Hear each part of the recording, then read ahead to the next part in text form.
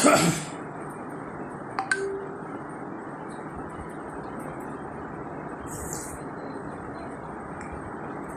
कृष्णा। श्रीमद् भगवद गीता अध्याय संख्या 7 श्लोक संख्या 20 से लेके और 25 तक। 20वां श्लोक पढ़ता हूँ। कामः तह तह हृत ज्ञान प्रवदन्ते अन्य देवता तम तम नियमम आसाय प्रकृत्या नेता स्वयं। काम है इच्छों द्वारा तहत है उन हित विहीन ज्ञान ज्ञान से प्रबोधयन्ते शरण लेते हैं अन्य देवताओं की तम उस नियमम विधान का आस्थाय पालन करते हुए प्रकृत्या स्वभाव से नियता वश में हुए स्वया अपने आप। अनुवाद पढ़ता हूँ श्री प्रभुपाद द्वारा। जिनकी बुद्धि भौतिक इच्छाओं द्वारा मारी गई है वे देवताओं की शरण में जाते हैं और अपने अपने स्वभाव के अनुसार पूजा के विशेष विधि विधानों का पालन करते हैं। इसके परपट में श्री प्रभुपाद लिखते हैं, जो समस्त भौतिक कलमश से मुक्त हो चुके हैं वे भगवान की शरण ग्रहण करते हैं और उनकी भक्ति में तत्पर होते हैं। जब तक भौतिक कलमश घुल नहीं जाता तब तक वे स्वभावतः अभक्त रहते हैं, किंतु जो भौतिक इच्छाओं के होते हुए भी भगवान की ओर उन्मुख होते हैं वे बहिरंगा प्रकृति द्वारा आकृष्ट नहीं होते, चूँकि वे सही उद्देश्य की ओर अग्रसर होते हैं। अतः वे शीघ्र ही सारी भौतिक काम इच्छाओं से मुक्त हो जाते हैं। श्रीमद् भागवत में कहा गया है कि मनुष्य को चाहिए स्वयं को वासुदेव के प्रति समर्पण करे और उनकी पूजा करे, चाहे भौतिक इच्छाओं से रहित हो या भौतिक इच्छाओं से पूरित हो या भौतिक कलमश से मुक्ति चाहता हो। भागवत में कहा गया है, अकाम सर्व काम विचार मोक्ष काम उदारती तीव्रेन भक्ति योगेन यजेत पुरुषम परम। जो अल्पज्ञ है, जिन्होंने अपनी आध्यात्मिक चेतना खो दी है, वे भौतिक इच्छाओं की अविलंब पूर्ति के लिए देवताओं की शरण में जाते हैं। सामान्यतः ऐसे लोग भगवान की शरण में नहीं जाते क्योंकि वह निम्नतर गुणों वाले रजोगुणी या तमोगुणी होते हैं और वे पूजा के विधि विधानों का पालन करने में ही प्रसन्न रहते हैं। देखिए, चर्चा हो रही थी पहले कि 4 प्रकार के मनुष्य जो भगवान की शरण ग्रहण नहीं करते। फिर चर्चा आई 4 प्रकार के मनुष्य जो भगवान की शरण ग्रहण करते हैं। अब चर्चा आ रही है उन लोगों की जो भगवान की शरण न ग्रहण करके किसी अन्य की शरण ग्रहण करते हैं। अन्य की बात यहाँ आई देवताओं की शरण। 20वें से लेके 22वें श्लोक तक यही चर्चा आ रही कि जिनका ज्ञान कामना से ढक गया है। यहाँ प्रश्न ये है कि जिनका ज्ञान जो है कामना से ढक गया है उनकी बात आ रही है।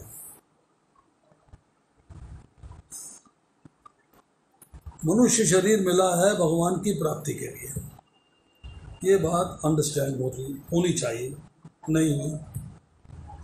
अब भगवान की प्राप्ति न करके व्यक्ति जो है अपने भोग विलास की प्राप्ति के लिए कार्य करता है कि मेरे को इस संसार में भौतिक सुख ऐश्वर्य भोगने का आनंद कैसे मिले, इसके लिए प्रयास करता है, अर्थात अपनी कामनाओं की पूर्ति करने का प्रयास करता है। उसकी इच्छा ही रहती है कि मेरी कामनाएं पूरी हो जाएं। मतलब कामना पूर्ति होगी तो उसको ये महसूस होता है कि इससे मुझे सुख की प्राप्ति होगी, मुझे इससे आनंद मिलेगा। उसकी फीलिंग है, ये उसकी फीलिंग है, एक्चुअल में नहीं है। अब यहाँ चर्चा आ रही है कि कामना जो है वो 2 प्रकार की है। बहुत तरीके से कैटेगराइज कर सकते हैं, और यहाँ पे मुख्य तौर पे कामना को 2 प्रकार से कहा गया है कि 2 प्रकार की कामना है। नंबर 1, यहाँ पे मुझे भौतिक संसार का सुख भोगना है, भौतिक संसार का आनंद प्राप्त करना है, इंद्र तृप्ति करनी है, भौतिक ऐश्वर्य के प्रति आकृष्ट होना है ताकि मैं उसको एंजॉय कर सकूं। अब इसके लिए क्या चाहिए? धन। धन होगा तो आप सारी सुविधाएं अपने आसपास अपने भौतिक आनंद के लिए अरेंज कर लोगे। अब दूसरा है कि मैं मृत्यु के बाद स्वर्ग लोक चला जाऊं, उसके लिए मुझे पुण्य चाहिए। तो एक तो भौतिक संसार को भोगने की कामना इस भौतिक संसार के लिए हो गई, और एक परलोक में जाके अर्थात स्वर्ग लोक में जाके सुख भोगने की कामना, ये पुण्य संग्रह करना है, पुण्यों को जमा करना है, पुण्यों को संचित करना है। दो वैरायटी की कामना है। अब आपको धन जमा करना है, धन जमा रहे और धन चोरी ना हो जाए, ये भी आपकी इच्छा है कि धन मेरे पास रहे और धन छिन ना जाए, ये भी प्रॉब्लम है। और धन मेरे पास इतना होना चाहिए कि मैं जहाँ चाहूँ, जैसे चाहूँ, जितना चाहूँ मैं उतना खर्च कर सकूँ, उससे मैं भौतिक संसार के सारे सुख ले सकूँ, सारे आनंद ले सकूँ। एक तो ये बात हो गई। और दूसरी कि मेरे में एक ईगो आ जाए, एक अभिमान आ जाए, एक मेरे में ऐसा मेरी समाज में पोजीशन बन जाए, ये बहुत धनी है। मतलब दोनों इंटरकनेक्टेड हैं कि पोजीशन संसार समाज में बन गई कि बहुत धनी है, और धन आ गया तो एंजॉयमेंट है। मतलब दोनों इंटरकनेक्टेड हैं। तो सूक्ष्म तौर पे देखेंगे तो दो वैरायटी होगा। एक हो गई कि मैं धन से बड़ा बन जाऊं, मुझे लोग धनी कहें, मुझे लोग पैसे वाला कहें, मेरी पहचान पैसे वाले के रूप में हो। और दूसरा ये है कि धन को मैं जहाँ चाहे खर्च करूँ, जैसे चाहे खर्च करूँ, जो चाहे खरीदूँ, अपने भौतिक सुख ऐश्वर्य की प्राप्ति के लिए। अब आती है बात दूसरी कि पुण्य जमा करना है, स्वर्ग लोक जाना है। भाई मेरी इच्छा जो है स्वर्ग लोक में जाके पुण्यों को संचित करके पुण्यों का आनंद लेने का है। उसमें भी इस लोक में बड़ा पुण्यात्मा है, बहुत ही पुण्य जीव है, बहुत ही अच्छे काम करता है, बहुत ही पुण्य कमाता है। मतलब मेरे पास पोजीशन ये आ गई कि मेरा नाम हो गया, मेरा मान हो गया, मेरी बड़ाई हो गई, मेरी पोजीशन हो गई, मेरी प्रतिष्ठा हो गई, मेरा पद हो गया कि ये जो है पुण्य अर्जित कर रहा है, बड़ा पुण्यात्मा है। एक दूसरा, ये सारे पुण्य जब जमा हो जाएं तो मुझे परलोक में भोग मिले, स्वर्ग लोक के सुख मिले, उसके लिए मुझे पुण्य चाहिए। ये भी दोनों इंटररिलेटेड हैं। अब उसके लिए सत्य हो असत्य हो, सार हो असार हो, कर्तव्य हो अकर्तव्य हो, मतलब मुझे बंधन में पड़ना हो, मुझे कोई मोक्ष नहीं चाहिए, ये सब बातें कंसिडर करते हुए वो जो है उसको एंजॉय करने की कोशिश करते हैं। अब हित ज्ञाना, हित ज्ञाना का मतलब है बुद्धि जो है नष्ट हो गई है, बुद्धि नष्ट हो गई है, आर्ट ऑफ डिस्क्रिमिनेशन खत्म हो गया है। वो फैसला नहीं कर पा रहा है कि क्या सही है और क्या गलत है। वो समझता है अरे आँखों की रोशनी चाहिए, रूप चाहिए, सौंदर्य चाहिए, तो सूर्य देवता की पूजा कर लेते हैं। सवेरे जल चढ़ाएंगे, जल से फिल्टर होकर जो सूर्य की किरणें आँखों में जाएंगी, आँखों की रोशनी बढ़ जाएगी। कृष्ण क्या कर लेंगे, आँखों की रोशनी थोड़ा दे देंगे। छोड़ो जी कृष्ण को, सूर्य देव की भक्ति करो। ये सारे लोग, अगर आपको भौतिक ऐश्वर्य चाहिए आप इंद्र की भक्ति करते हो, आपको सौंदर्य चाहिए आप अग्नि देवता की भक्ति करते हो, धन चाहिए आप कुबेर देवता की भक्ति करते हो, मतलब आप अलग अलग देवताओं की भक्ति में चले जाते हो और भगवान कृष्ण को भूल जाते हो। अर्थात भगवान ये कह रहे हैं कि तामसिक और राजसिक प्रकृति के लोग हैं कि मेरी शरण छोड़कर ये देवताओं की शरण में चले जाते हैं। अब देखिए, व्यक्ति का स्वभाव है, स्वभाव मतलब पिछले जन्म के जो कर्म फल थे, पिछले जन्म में जो उसके संस्कार पड़े, उन कर्म फलों की वजह से उसका इस जन्म में स्वभाव बना। अब दो लोगों के स्वभाव एक जैसे नहीं होते, डिफरेंस रहता है, भिन्न भिन्न होते हैं, अलग अलग होते हैं। वो स्वभाव जो है हर एक का अलग अलग है। अब उस स्वभाव के अनुसार आप कार्य करते हो, या तो आप भक्ति में जा सकते हो या सांसारिक सुख भोगों में जा सकते हो। वो चॉइस आपकी है कि आप क्या करना चाहते हो। अगर आप में कामना की पूर्ति का उद्देश्य है कि यस मेरी कामना की पूरी होनी चाहिए, तब आप अपने स्वभाव से देवताओं की शरण में चले जाओगे, क्योंकि वो मेरी कामना की पूर्ति कर सकते हैं, ऐसा मैंने सुना है। 7 सोमवार व्रत रख लिया, 16 सोमवार रख लिया, 14 शुक्रवार रख लिया, 15 शनिवार रख लिया, मतलब मैंने अलग अलग देवताओं की भक्ति कर ली और मैं उसके अनुसार उनके फल की प्राप्ति कर रहा हूँ। मुझे इस विधि से यज्ञ करना चाहिए, इस विधि से पूजा करनी चाहिए, इस विधि से स्मरण करना चाहिए। आपने अपने हिसाब से प्लान कर लिया, सुनी सुनाई बातों को विश्वास करके आपने उसको प्लान कर लिया। मतलब आपने अपने स्वभाव के अंदर सुधार नहीं लाए। जो चला आ रहा है वो चला आ रहा है, परंतु भगवान भगवद गीता के 3रे अध्याय में कहते हैं कि मनुष्य जो है प्रकृति में बदलाव ला सकता है। मतलब तमोगुण से रजोगुण में आ सकता है, रजोगुण से सतोगुण में आ सकता है और सतोगुण से विशुद्ध सतोगुण में आ सकता है। He can cross all this. वो बढ़ सकता है, वो एडवांस कर सकता है, वो कर सकता है। परंतु वो जो है जब तक कामना पूर्ति का उद्देश्य रहेगा, जब तक कामनाएं आप पे हावी रहेंगी, तब तक आप स्वभाव को नहीं बदल पाओगे। आप अपने एंजॉयमेंट के लिए स्वभाव को बदल नहीं पाओगे, क्योंकि आपको एंजॉयमेंट तो भौतिक संसार में दिखाई दे रही है, एंजॉयमेंट आपको भगवान में दिखाई नहीं दे रही।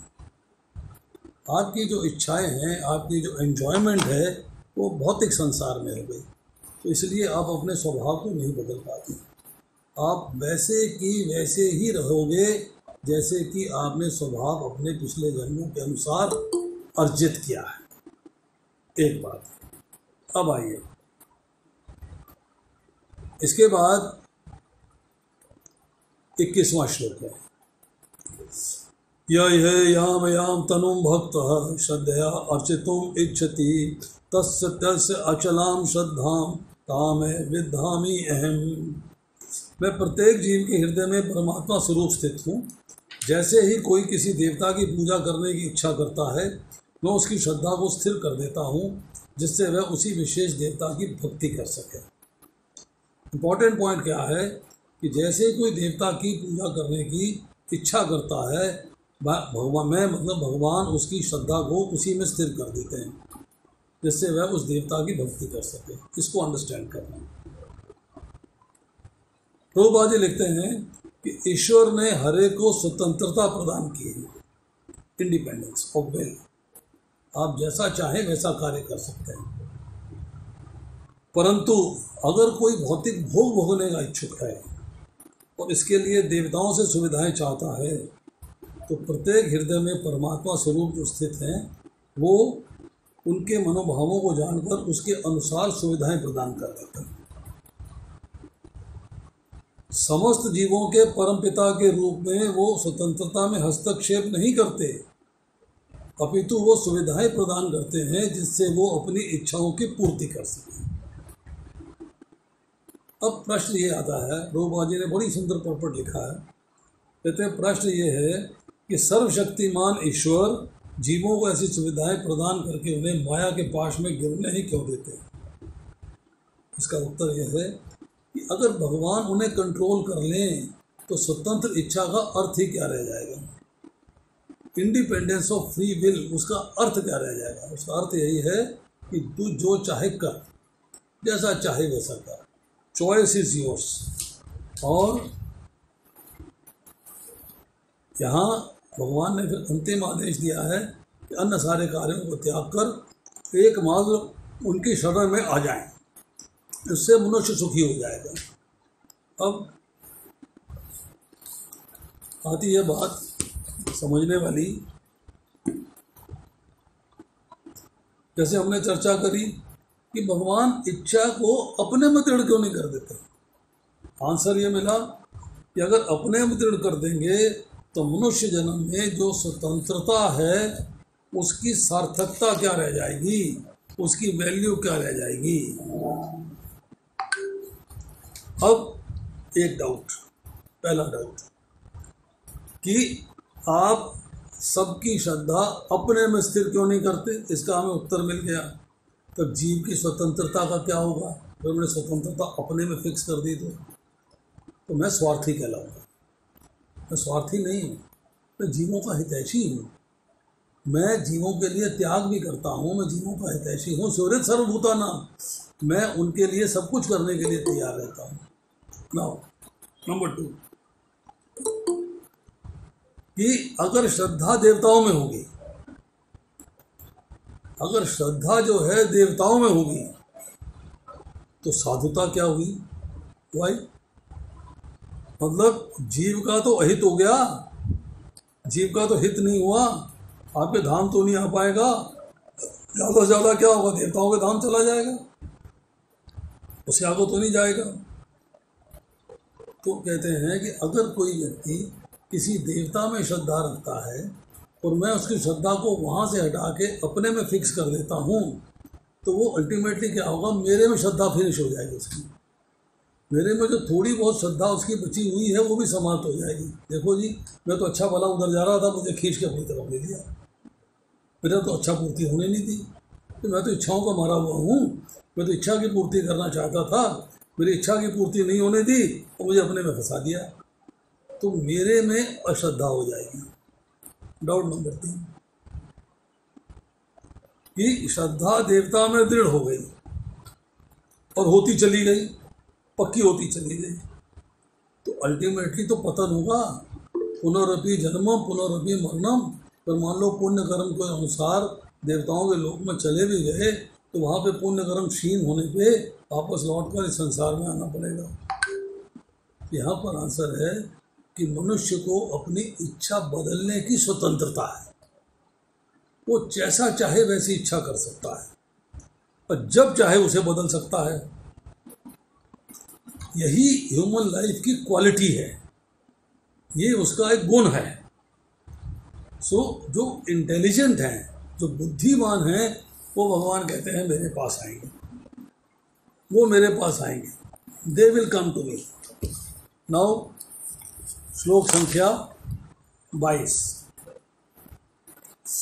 सतया श्रद्धया युक्तः तस्य आराधनम ईहते लभते च तथा कामान मया एव हितान हितान।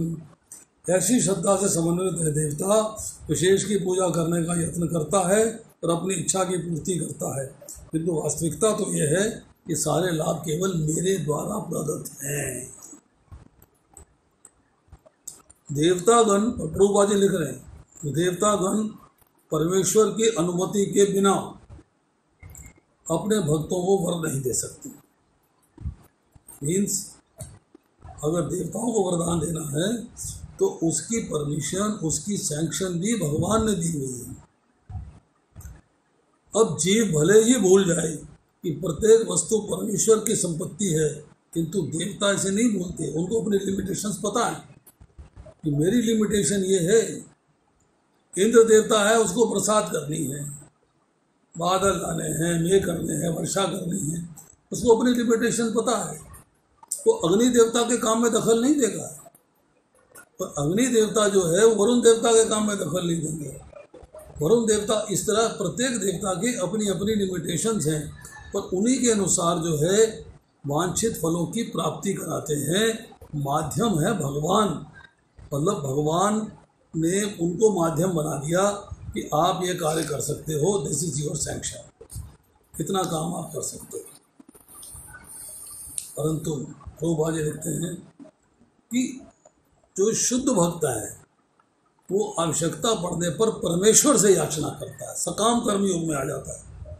सकाम कामना सहित योग करता है, परंतु जुड़ता है भगवान से, उसको भी भगवान मुक्ति प्रदान करते हैं, क्योंकि उनसे जुड़ा तो है, चाहे कामना सहित जुड़ा है, चाहे उसकी डिजायर नहीं हो, परंतु वो भगवान से जुड़ा तो है। कम से कम देवताओं के पास तो नहीं गया। जब जीव अनुचित कामना करता है, desires are not correct, not right for his benefit, तब वो देवताओं की शरण में जाता है कि भगवान ने तो पूरी करनी नहीं। एग्जाम्पल दिया जाता है कि एक व्यक्ति ने अपने पिता से कहा कि मेरे को जहर खरीदना है, मुझे पैसे चाहिए। तो पिता ने डांट भी दिलाई और 2 थप्पड़ भी मार दिए। पर वही व्यक्ति जो है पैसे अरेंज करके दुकानदार के पास गया, उसे पॉइजन खरीदा और लेके आ गया। तो यहाँ जो दुकानदार है वो देवता की तरह है। जैसे देवता है, आपकी डिज़ायर पूरी कर देंगे, अच्छी हो तो बुरी हो तो कर देंगे पूरी। परंतु भगवान जो है आपकी जो reasonable and right form of desire होगी उसी को पूरा करेंगे, दूसरी को पूरा नहीं करेंगे। यहाँ चतुर्थ चरितामृत का उल्लेख दिया है कि जो व्यक्ति परमेश्वर की पूजा के साथ साथ भौतिक भोग की कामना करता है तो परस्पर विरोधी इच्छाओं वाला होता है। परमेश्वर की भक्ति तथा देवताओं की पूजा समान स्तर पर नहीं हो सकती, क्योंकि देवताओं की पूजा भौतिक है और परमेश्वर की भक्ति आध्यात्मिक है। अब देखिए, हम यहाँ चर्चा करते हैं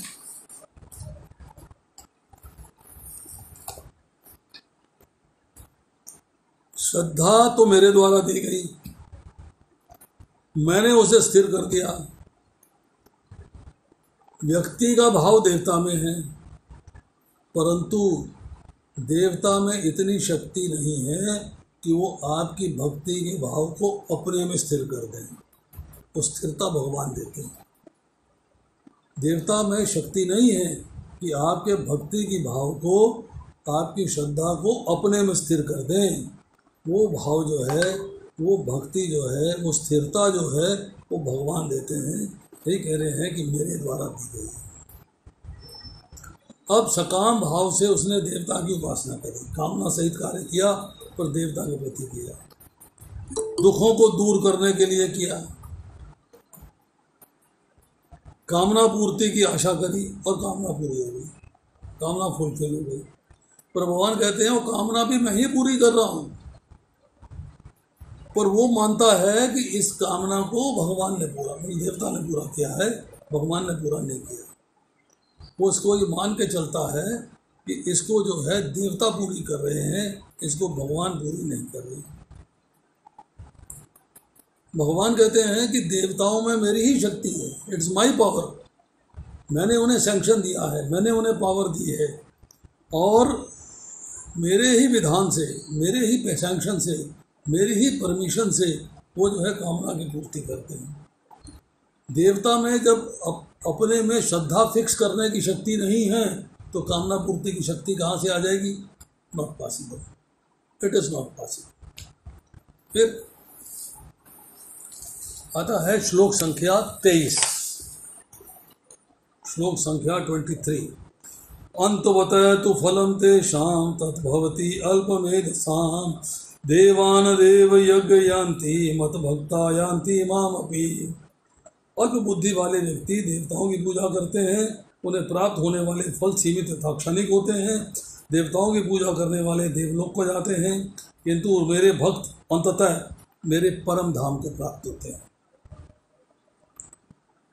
अब कुछ भगवद गीता के भाष्यकार हैं जिन्होंने उसकी व्याख्याएं करी हैं, परपट्स लिखे हैं, ट्रांसलेशंस करी हैं।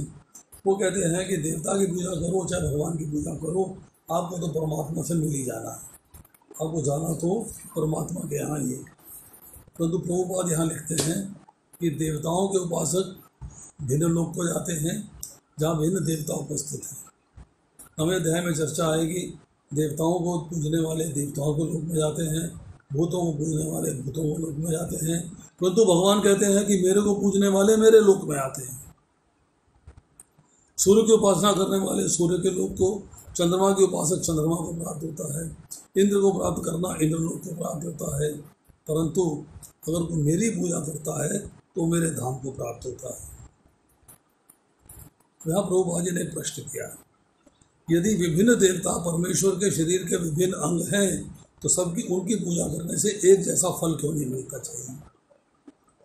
तो देवताओं के उपासक अल्पज्ञ होते हैं क्योंकि वे जानते नहीं कि शरीर के किस अंग को भोजन दिया जाए। उनमें से कुछ इतने मूर्ख होते हैं कि दावा करते हैं अंग अनेक है, अतः भोजन देने के भी ढंग अनेक हैं, किंतु ये उचित नहीं है। कानों के रास्ते आँखों को भोजन नहीं दिया जा सकता। कानों के रास्ते आँखों को भोजन नहीं दिया जा सकता। ये बात अंडरस्टैंड करने वाली है। अब आइए 23वें श्लोक के अंदर आई चर्चा कि अल्प बुद्धि नंबर 1, इसका क्या अर्थ है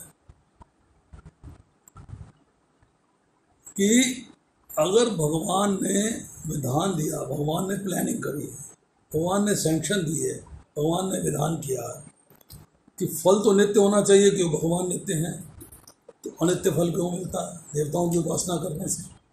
सैंक्शन तो भगवान ने की है, तो फल जो है वो अनित्य क्यों मिलता है, नित्य क्यों नहीं मिलता? तो उसका आंसर ये है कि एक तो आपने जो कामना करी है वो नित्य फल की करी है कि अनित्य फल की करी है? आपकी कामना जो है नाशवान फल की है, नंबर 1।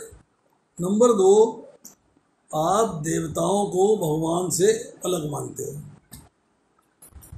भगवान के समान नहीं है, समान और अलग होना एक अलग बात है। इसलिए आपको फल जो है वो नाशवान मिलता है। दूसरी बात कि भगवान के भक्तों का जो फल है वो अनश्वर है, मतलब वो समाप्त नहीं होता, क्योंकि उन्होंने भगवान से डायरेक्टली फल की कामना करी है। उन्होंने जो फल की कामना है वो देवताओं के माध्यम से नहीं करी, उन्होंने फल की कामना जो है डायरेक्ट करी है, एकदम भगवान के प्रति सकाम कर्म योग में जुड़े हुए हैं। अब दूसरी बात यह है कि अल्प मेधसाम, मतलब अकल कम है, बुद्धि कम है, इंटेलिजेंस कम है। क्यों कम है? देवताओं की भक्ति करने के लिए कुछ नियम है, कुछ कायदे हैं, कुछ कानून हैं। मीठा नहीं खाना है, ये फलानी चीज़ नहीं लेनी है, ये नहीं करना, वो नहीं करना, शाम को ऐसे फल तोड़ना है, ऐसे व्रत तोड़ना है। मतलब आपके पास बहुत सारे कायदे कानून हैं, विधियाँ बहुत हैं, और फल मिलता है सीमित, और अंत वाला फल समाप्त हो जाता है, भोगा समाप्त हो गया। परंतु भगवान कहते हैं जो मेरी आराधना करता है, जो मेरी भक्ति करता है, जो मेरी सेवा में रहता है, उसमें इतने नियम नहीं है, भाव चाहिए, भाव चाहिए बस। शुरू शुरू में वैदिक भक्ति होती है, आस्ता आस्ता रागानुगों में कन्वर्ट हो जाती है। आप जो है भाव चाहिए भगवान के प्रति, उसमें इतनी विधियों की आवश्यकता नहीं रहती, और फल जो मिलता है वो असीम होता है और अनंत होता है। तो अगर आप भगवान की भक्ति करते हैं, भगवान की पूजा करते हैं, भगवान की सेवा में लगे रहते हैं, क्योंकि भगवान नित्य हैं, नंबर 1। भगवान आपके दिव्य हैं, इसलिए उनके द्वारा दिया गया फल भी दिव्य होगा। शर्त यह है कि आपको फल की इच्छा भगवान से करनी है, ना कि देवताओं से। वाया मीडिया नहीं बनाना है, किसी का प्रोसेस, किसी का पाथ अडॉप्ट नहीं करना है, डायरेक्टली करना है। तो ये जानते हुए भी वो देवताओं की उपासना करते हैं। इसका मतलब ये है कि उनका जो फल है वो सीमित हो जाता है और विनाशील होता है। फल अविनाशी नहीं होता, फल विनाशील हो जाता है। इसीलिए ऐसे व्यक्ति को कहा गया कि उनकी बुद्धि अल्प है, कम बुद्धि के स्वामी है, बुद्धि तुच्छ है, मतलब लो लेवल की है। वो डिस्क्रिमिनेट नहीं कर पाते कि क्या ठीक है और क्या गलत है, what is right and what is wrong. अब भगवान कहते हैं जो मेरी भक्ति में लग जाता है, सकाम कर्म योग में आया, कामना सहित मेरी भक्ति करी, परंतु उसमें उसकी कामना की भी पूर्ति हो जाती है, डिपेंडिंग अपॉन कि उसके कर्म फलों के अनुसार वो उसको मिलने हैं फल। कर्म फल इम्पोर्टेंट है यहाँ कि कर्म फलों के अनुसार अगर उसे फल की प्राप्ति होनी है तो फल की प्राप्ति होगी, आई विल प्रोवाइड, और साथ ही साथ मेरी प्राप्ति भी हो जाएगी, मेरी प्राप्ति भी हो जाएगी। जो मैं उचित समझूंगा वो उसे दूंगा, अर्थात जो उसके हित में है वो मैं उसको पूरा कर दूंगा। अगर उसके अहित में है, उसके फ़ायदे में नहीं है, तो चाहे वो रोता रहे, चाहे पुकारता रहे, चाहे जो भी करे, मैं पूरी करने वाला नहीं हूँ। then I will not fulfill it. Then he should not expect it. अब इसके बाद आती है श्लोक संख्या 24।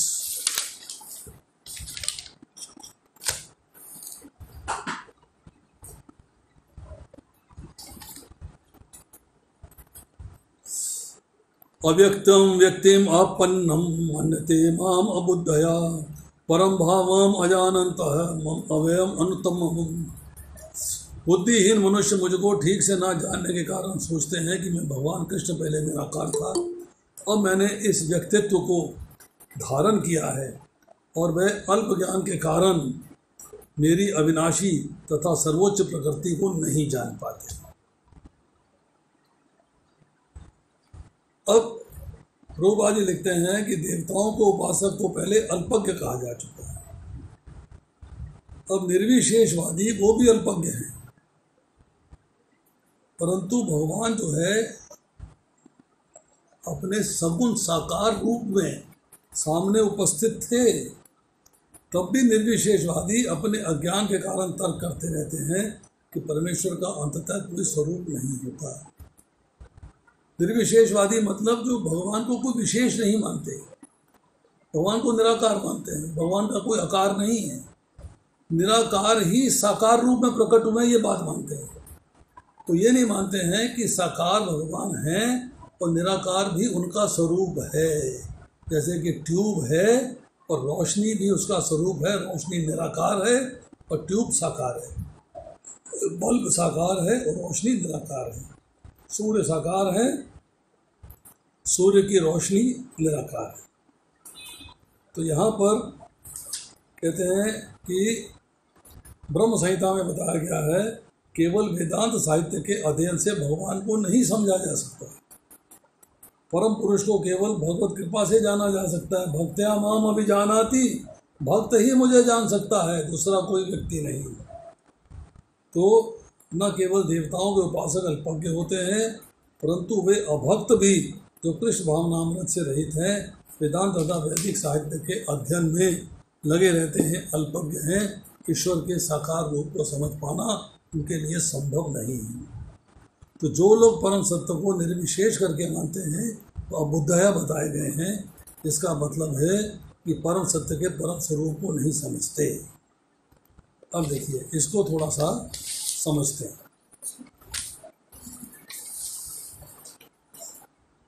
मेरा भाव कैसा है? भगवान कहते हैं कि मेरा भाव कैसा है? अव्यय, नित्य, अनुत्तम। जो मेदिनी शब्द कोश है उसमें भाव का अर्थ है स्वभाव, सत्ता। बलदेव विद्याभूषण लिखते हैं कि स्वभाव और सत्ता, अभिप्राय, चेष्टा, जन्म, क्रिया, लीला, पदार्थ, ये सब भगवान से, और ये सब जो है माया से अतीत है, माया से ऊपर है। बुद्धिमान व्यक्ति कौन है? इंटेलिजेंट। 3 कैटेगरी बताई। इंटेलिजेंट कौन है, बुद्धिमान कौन है? जो भगवान को सर्वोपरि मानते हैं और भगवान की शरण में चले जाते हैं। They are the real intelligent people. दूसरा, अल्प मेधा, जिनकी बुद्धि कम है। चलो भगवान को नहीं माना तो देवताओं को मान लिया, देवताओं की शरण चले गए। कम से कम देवताओं को अपने से बड़ा मानते हैं। पहले वाले भगवान को सुप्रीम मानते हैं, बुद्धिमान हैं। दूसरे जो है भगवान के शरण न जाके देवताओं की शरण में चले जाते हैं, वो देवताओं को अपने से बड़ा मानते हैं और थोड़े से नम्र हो जाते हैं, थोड़े सरल हो जाते हैं।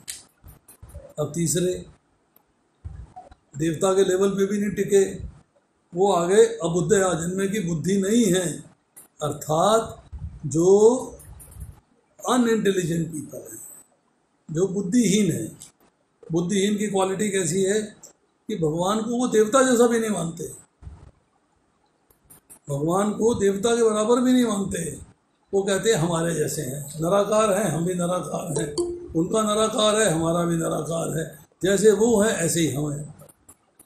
तो वो भगवान को निराकार मानते हैं, देवता जैसा नहीं मानते हैं, साधारण मनुष्य जैसा मानते हैं और अपने को टॉप, मैं सर्वोपरि, आई एम द बॉस, मैं सबसे बड़ा। यही बात 16वें अध्याय के 14वें और 15वें श्लोक में लिख के आती है।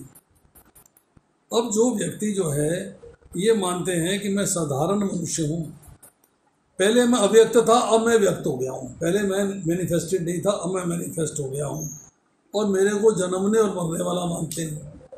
अरे वो तीर लगा था ना द्वारका में, भगवान मर गए, देवकी गर्भ से पैदा हो गए जेल के अंदर। तो जो मेरे को जन्म और मृत्यु वाला मानते हैं, परंतु भगवान कहते हैं कि मैंने सात्विक कर्मों के अनुसार आपकी फीलिंग्स आती हैं, आप उसको महसूस करते हो, आप उसका एहसास करते हो। क्या एहसास है? कि मैंने किस स्वरूप से देवकी के गर्भ से जन्म लिया। वहाँ स्वरूप क्या है कि देवकी के गर्भ से ना आके भगवान भागवत में उल्लेख आता है, देवकी के समक्ष चतुर्भुज रूप में प्रकट हुए, प्राकट्य हुआ है, गर्भ से योनि से पैदा नहीं हुए, उनका प्राकट्य हुआ है। और उन्होंने जो है राजा वासुदेव के यहाँ जन्म लिया है, उन्होंने राजा वासुदेव के यहाँ जन्म लिया है। ये बात जो है एक्सेप्टेबल है।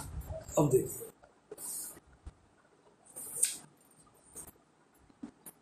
तो अबुद्धया की बात हमने कर ली, अल्पज्ञ की बात कर ली, और तीनों हमने जो है उसके लेवल देख लिए कि 3 लेवल क्या है। अब हमें ये देखना है कि हमारा रोल क्या होना चाहिए, what should be our role. हमारा रोल केवल एक ही है, वो रोल है कि भगवान को सर्वोपरि माने। He is the supreme personality of godhead, वो सबसे उच्च हैं, उनके बराबर कोई नहीं है। ईश्वर परमा कृष्ण सच्चिदानंद विग्रह है, अनादि आदि गोविंदम सर्व कारण कारण, सब कारणों के परम कारण। तो इस तरह जो है हमको, जब ये बात को हम एक्सेप्ट कर लेंगे तब हम जो है सही रास्ते पे आगे चल पाएंगे। 25वें श्लोक में कहते हैं, नाहं प्रकाश सर्वस्य योग माया समावृतः मूढ़ अयम नाभिजानाति लोकमाम अजम अव्ययम।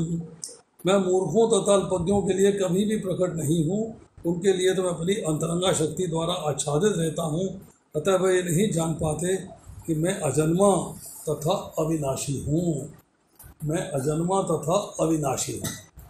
अब यहाँ जो समझने वाली बात है वो क्या है, देखिए,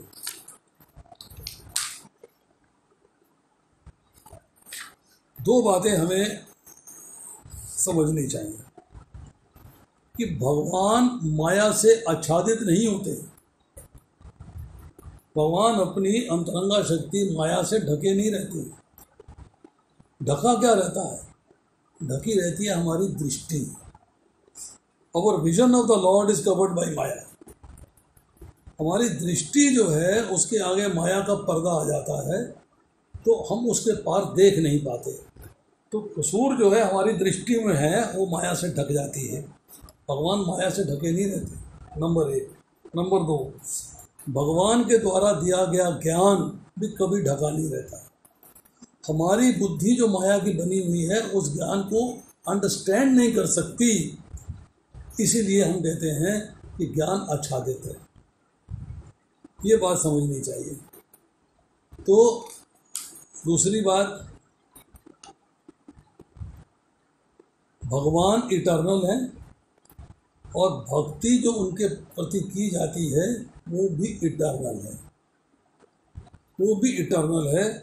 और भगवान जो है अपने भक्तों से प्रेम करते हैं, उनके प्रेम के मतलब पुजारी हैं, प्रेम के प्रति पागल रहते हैं, इसलिए वो भक्तों को प्रत्येक प्रकार की सुविधाएं देते हैं कि हम उनकी भक्ति में जा सकें।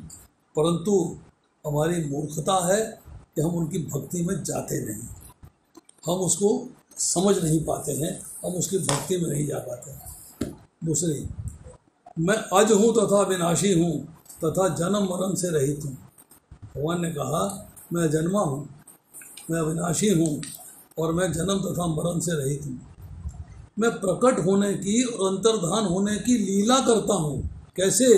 जैसे सूर्य प्रकट होता है और सूर्य अंतर्धान हो जाता है। सूर्य एग्जिस्ट कर रहा है, वो समाप्त नहीं होता, वो सूर्य उदय होता है तो हमें दिखाई दे जाता है, सूर्य अस्त होता है तो हमें दिखना बंद हो जाता है, पर सूर्य की प्रेजेंस तब भी रहती है, वो प्रेजेंस कभी ख़त्म नहीं होती।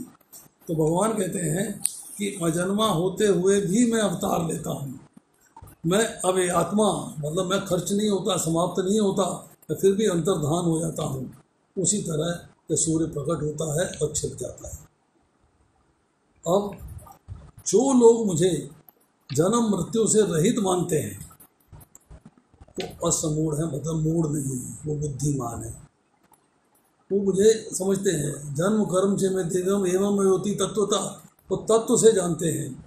और साधारण व्यक्तियों की तरह जो मुझे जन्मने वाला और मरने वाला मानते हैं वो मूढ़ है, वो मूर्ख है, वो अनइंटेलिजेंट है। अब क्या है कि मुझे अजन्मा और अविनाशी न मानना, मैं अजन्मा हूँ, मैं अविनाशी हूँ, ये न मानना और मानना, तो दोनों के कारण क्या हैं? एक है योग माया से छिपा रहना, मैं छिपा रहता हूँ, पीछे रहता हूँ, छिपा रहता हूँ। और दूसरा है उनकी मूर्खता, वो फुलिश हैं, इसलिए मुझे समझ में नहीं पाती। मेरी जो योग माया है, जो मेरी योग माया है, उसकी क्वालिटी क्या है? वो विचित्र है, विलक्षण है, अलौकिक है, उसको असाधारण व्यक्ति समझ नहीं सकता। तो मनुष्यों का भगवान के प्रति जैसा भाव होता है, जैसा मूड होता है, जैसे विचार होते हैं, जैसे थॉट्स होते हैं, उसी तरह भगवान जो है योग माया को इंस्ट्रक्ट कर देते हैं कि भाई इसको वैसा ही रोक दिखा दो, मुझे चुप, मैं इसको दिखना नहीं चाहता, आई डोंट वांट टू सी। तो आपकी दृष्टि के आगे योग माया का पर्दा आ जाता है, दृष्टि के आगे योग माया का पर्दा आ जाता है। तो 10वें अध्याय में जाके चर्चा आएगी दूसरे श्लोक में कि देवता और महर्षि भी नहीं जानते, मूर्ख नहीं है, परंतु जैसे पुत्र जो है पिता का जन्म नहीं जान सकता, वैसे चाहे देवता हो, चाहे महर्षि हो, चाहे मनुष्य हो, वो भी जो है अपने पिता अर्थात मेरा जन्म नहीं जान सकते, they are not able to understand. परंतु वो मानते हैं शास्त्र के आधार पर, वो मानते हैं ऋषियों की वाणी के आधार पर, वो मानते हैं वैष्णवों की वाणी के आधार पर, उसको एक्सेप्ट कर लेते हैं। तो इससे प्रभुपाद जी और क्या लिखते हैं इसके बारे में, देखिए 25वें श्लोक के बारे में प्रभुपाद जी क्या लिखते हैं। हे भगवान, आप समग्र ब्रह्मांड के पालक हैं, आपकी भक्ति सर्वोच्च धर्म है, मेरी प्रार्थना है कि अब मेरा भी पालन करें। आपका दिव्य रूप योग माया से आवृत है, माया से ढका हुआ है, ब्रह्म ज्योति आपकी अंतरंगा शक्ति का आवरण है, कृपया इस तेज को हटा लें कि मैं आपके सच्चिदानंद विग्रह के दर्शन कर सकूं। ईशोपनिषद का ये 15वां मंत्र है। भक्त जो है भगवान से प्रार्थना कर रहा है। ये मंत्र उन लोगों की आंखें खोलने के लिए है जो भगवान को रोशनी का पुंज मानते हैं, तो उससे अधिक कुछ नहीं मानते। वो कहते हैं रोशनी का पुंज है, बस भगवान यही है, लॉ है, रोशनी यही है। वो ये नहीं सोच पाते कि रोशनी की सोर्स क्या है, रोशनी कहाँ से आ रही है, रोशनी का सोर्स क्या है, रोशनी कहाँ से आ रही है, वो इस बात को नहीं स्वीकार कर पाते। अब चूंकि ये बात नहीं मान पाते हैं, इसलिए वो कहते हैं कि भगवान जो है वो रोशनी का पुंज है, वो रोशनी का पुंज है। परंतु भक्त भगवान से क्या प्रार्थना कर रहा है? भक्त भगवान से कह रहा है कि आप अपने मुखमंडल के आगे से किरणों का आवरण हटाएं, जो योग माया ने आच्छादित किया हुआ है। मैं उसके पीछे से आपके सच्चिदानंद विग्रह रूप के दर्शन करना चाहता हूँ। भगवान अपने दिव्य सच्चिदानंद रूप में ब्रह्म ज्योति की अंतरंगा शक्ति से आवृत हैं, अतः फलस्वरूप अल्पज्ञानी निर्विशेषवादी परमेश्वर को नहीं देख पाते, वो रोशनी का पुंज ही मानते हैं, उनकी लीला वहीं तक समझते हैं कि उससे अधिक कुछ नहीं। तो यहाँ पर जो है कहा जा रहा है न अभी जाना थी, मतलब आप जो है भगवान को नहीं जान सकते। 18वें अध्याय में कहा जा रहा है भक्त्या माम अभी जाना थी, कि भक्त ही मुझे जान सकता है, भक्त के सिवाय मेरे को कोई नहीं जान सकता। भक्ति करेंगे तो भगवान को जान पाएंगे। अब अगर भगवान को अज अविनाशी नहीं मानते तो उनका दोष है, इसलिए उन्हें यहाँ पे मूर्ख कहा जा रहा है। अगली बार हम करेंगे 26 से लेकर 30वें श्लोक तक, 26 to 30। आज इतना ही। अगर किसी का कोई प्रश्न है तो वो पूछ सकता है। You are most welcome to ask.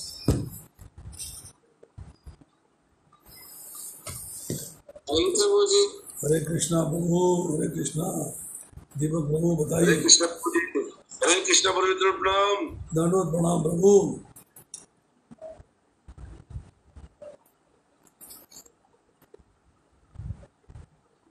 कहिए सनातन द्वारकेश प्रभु,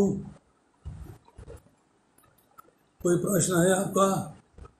हरे कृष्णा जी प्रभु जी, बोलिए। प्रभु मेरा प्रश्न है प्रभु जी, जैसे आपने बताया कि जो लोग देवताओं के शरण में जाते हैं, देवता उनकी नैतिक और अनैतिक सब तरह की इच्छाएं पूरी कर देते हैं, लेकिन जो भगवान की शरण में जाते भगवान की जो है ना वो रिजनेबल डिजायर ही पूरी करते हैं। तो और बहुत बड़े चले हैं उनके भी जो काम क्रोध लोग ईगो से या इस तरह के अहंकार से ग्रस्त रहते हैं, तो उनको कैसे किस तरह से समझना चाहिए? देखिए,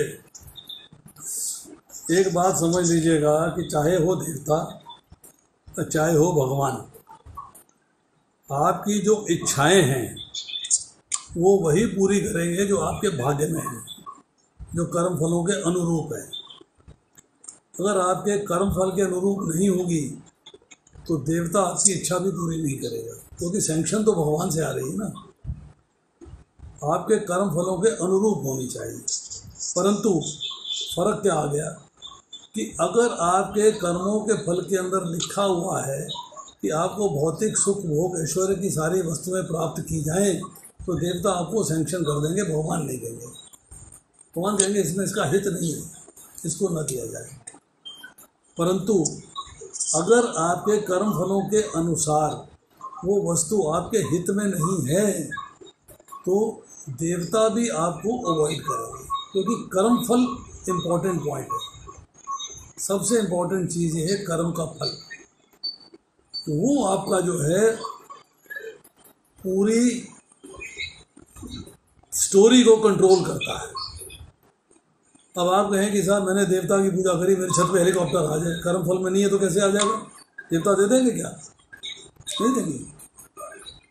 कर्म फल इम्पोर्टेंट पॉइंट है, उसके अनुसार ही आपकी जीवन के अंदर जो मिलना है नहीं मिलना है वो है। परंतु भगवान जो है उसके बारे में क्या कहा गया, सुनिए। 4 अध्याय के 37वें श्लोक में जाके भगवान कहते हैं कि जिस तरह ज्ञान रूपी अग्नि, जिस तरह अग्नि समस्त प्रकार के ईंधन को जला के भस्म कर देती है, उसी तरह ज्ञान रूपी अग्नि समस्त कर्म फलों को जला के भस्म कर देती है, चाहे पूर्ववर्ती हो चाहे परवर्ती हो। अगर आपने ज्ञान प्राप्त कर लिया, भगवान को समझ लिया, भगवान को जान लिया और भगवान की भक्ति के मार्ग में लग गए तो सिचुएशन अलग है। पर अगर आप भगवान को न समझे, भगवान को जाने बिना देवताओं की भक्ति के मार्ग में लग गए, परंतु जो कर्म फल है वो तो समाप्त नहीं होंगे ना, कर्म फल के अनुसार ही मिलेगा।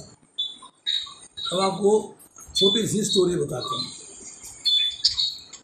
राजा द्रुपद, उन्होंने शिव जी की पूजा अर्चना करी, बाकायदा भक्ति करी, उनकी नियम से, विधि विधान से, सब सिस्टम से पूरे तरीके से उसको अडॉप्ट किया। किसी का माइक बोल रहा है।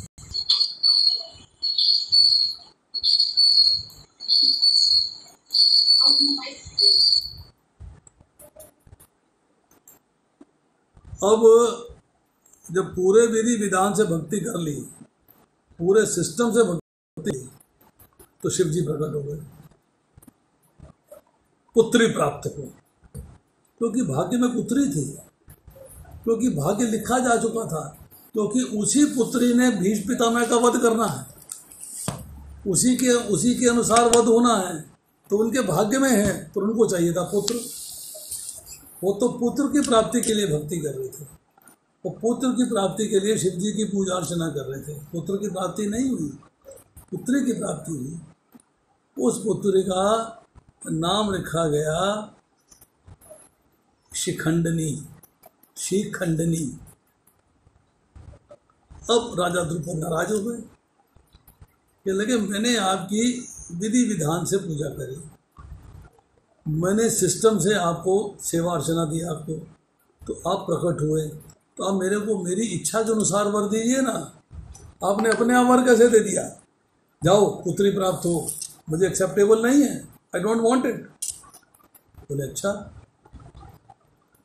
तो ऐसा है, अब तुम जिद कर रहे हो तो मैं कार्य करता हूँ, मैं इस फल को वापस तो नहीं कर सकता, पर मॉडिफाई कर देता हूँ। मॉडिफिकेशन क्या होगी? कि मॉडिफिकेशन ये है कि यही पुत्री आगे जाके पुत्र बन जाएगी। बोले कैसे होगा? हो जाएगा, डन, यही पुत्री पुत्र बनेगी। अब राजा ने इस बात पे विश्वास कर लिया, पुत्री को उसने पुत्र के रूप में पाला।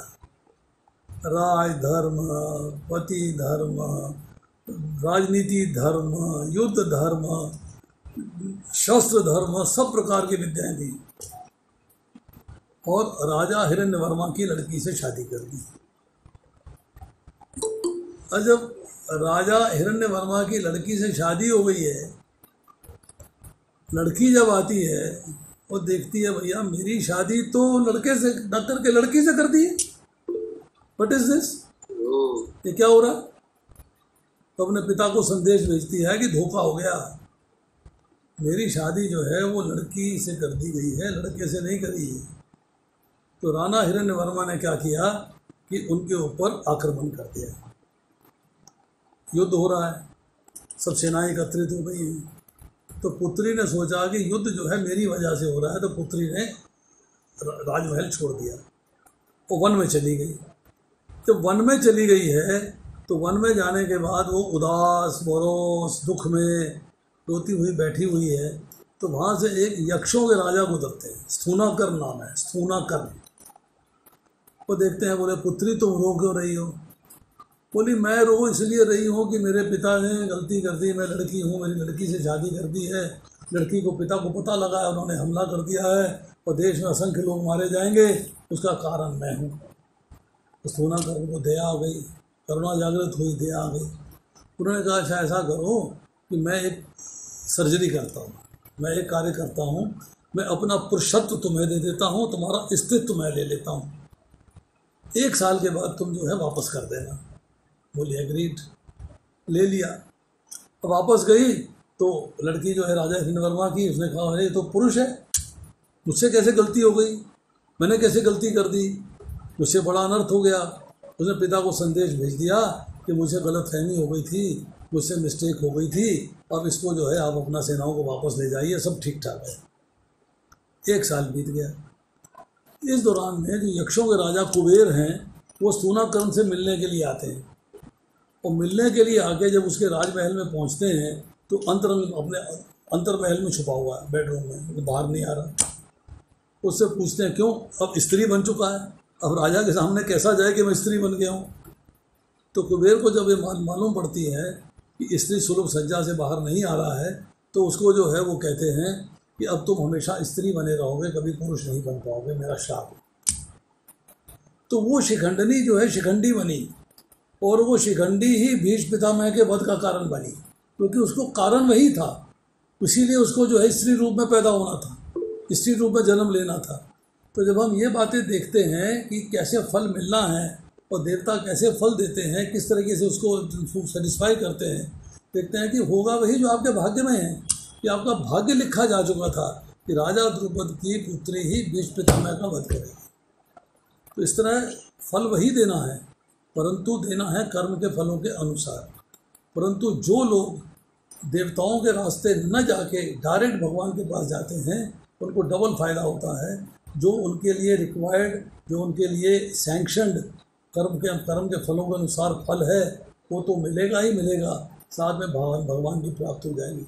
और दूसरे लोगों में उनको जो है भगवान की प्राप्ति नहीं होगी, देवताओं की प्राप्ति हो जाएगी, देवलोक जाएंगे और फल वही मिलेगा जो सैंक्शन में होगा, जो कर्म फलों के अनुसार उनके भाग्य में है।